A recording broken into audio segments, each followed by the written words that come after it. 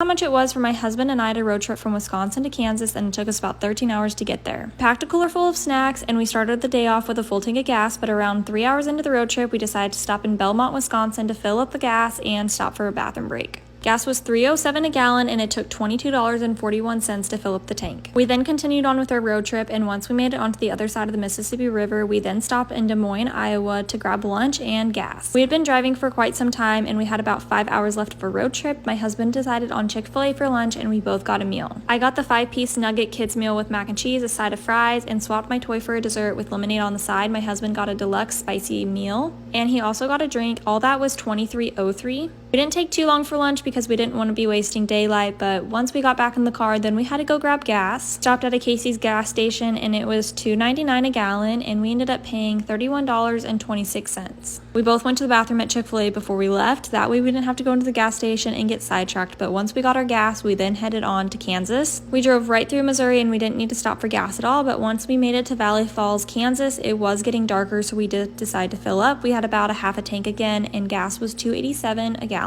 It was $25.98 to fill up the tank, and I went inside and got sidetracked with some snacks that I needed for the airport, and I spent $9.65. For 2 people, the road trip from Wisconsin down to Kansas, it ended up costing $112.33.